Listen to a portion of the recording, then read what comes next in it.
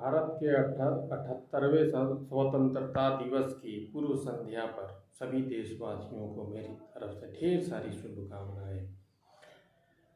जैसा कि आज 14 अगस्त है, 14 अगस्त के दिन ही भारत का रक्त रंजित बंटवारा हुआ था और अगले दिन 15 अगस्त को भारत आज़ाद हुआ था। 14 अगस्त इतिहास में बहुत ही निर्णायक के दिन के रूप में दर्ज है। आज ही के दिन पाकिस्तान देश का निर्माण हुआ।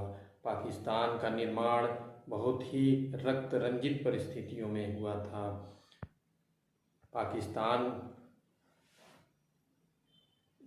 पाकिस्तान बनने के पीछे वो कौन सी परिस्थितियाँ थी, वो कौन से लोग थे जिनके वजह से भारत का बंटवारा हुआ और भारत का एक बड़ा टुकड़ा निकलकर एक नया देश बन गया।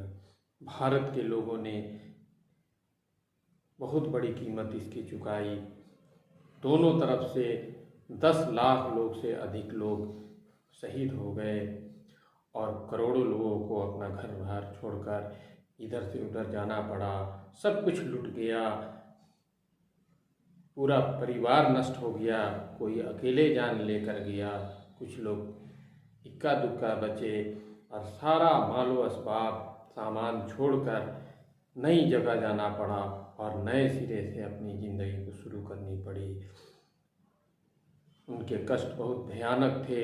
जिन लोगों ने अपने सदियों से रहते आए अपने वतन को छोड़कर नए जगह पर जाकर अपना नया वतन बनाना पड़ा। इससे हिंदू भी पीड़ित थे और मुसलमान भी पीड़ित थे।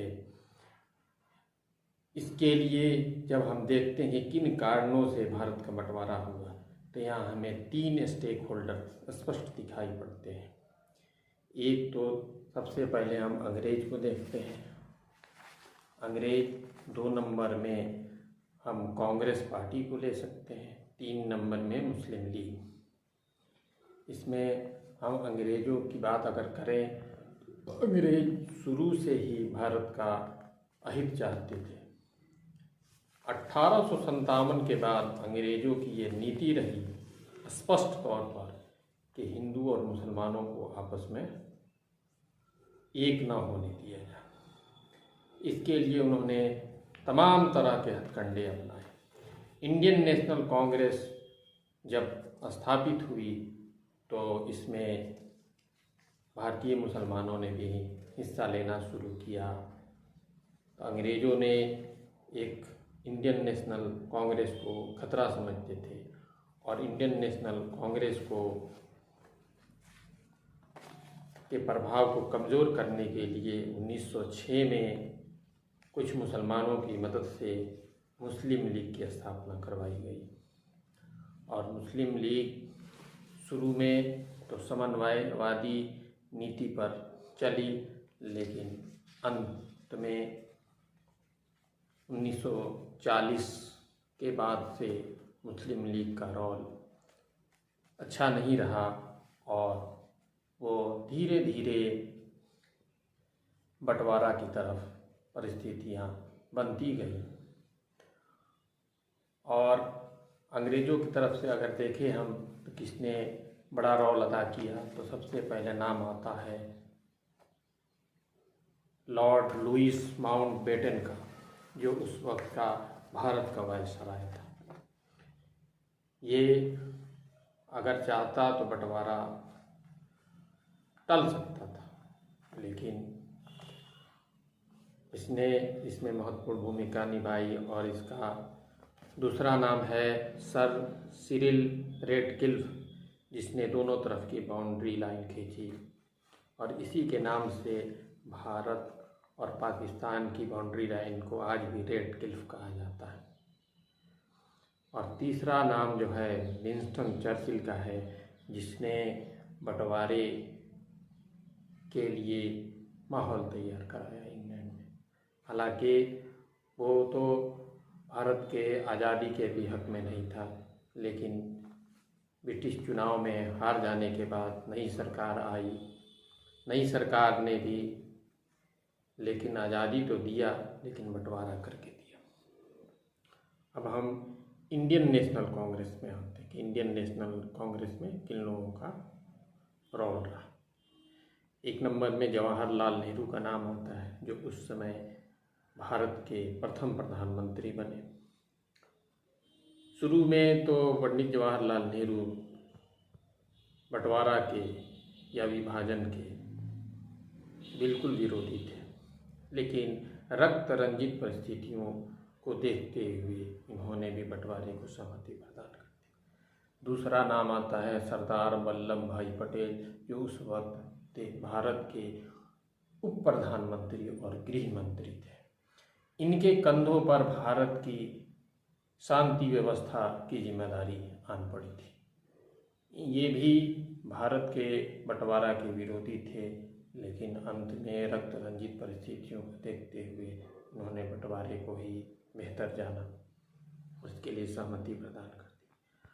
और तीसरा नाम जो है मौलाना अबुल कलाम आज़ाद, ये बंटवारा के कट्टर विरोधियों में से थे और इन्होंने पूरी कोशिश की कि बंटवारा न हो, लेकिन बंटवारा को तो ये रोक नहीं सके, लेकिन बहुत हद तक उन्होंने बहुत सारे मुसलमानों को पाकिस्तान जाने से मना लिया और भारत में रहने के लिए उन्हें तैयार कर दिए, और जिससे भारत का बहुत भला हुआ और भारत आज एक विविधता पूर्ण देश बन गया। अब हम आते हैं मुस्लिम लीग का क्या रोल था। मुस्लिम लीग में मोहम्मद अली जिन्ना का सबसे बड़ा रोल था। इनकी हठधर्मिता और जिद के वजह से ही भारत का बंटवारा हुआ। अगर ये हठधर्मिता ना दिखाते, समन्वयवादी अगर नीति पर चले होते, तो भारत का बंटवारा नहीं होता। और दूसरा नाम है लियाकत अली खान, जो पाकिस्तान के उस समय के प्रधानमंत्री बने, प्रथम प्रधानमंत्री बने। इन्होंने विभाजन के आंदोलन को हवा दिया और उसमें बढ़ चढ़ कर हिस्सा लिया। अब हम आते हैं कि उस समय क्या इस विभाजन या बंटवारा के कोई विरोध नहीं कर रहा था। अंत समय तक ऐसे 3 नाम हैं जिन्होंने विरोध किया।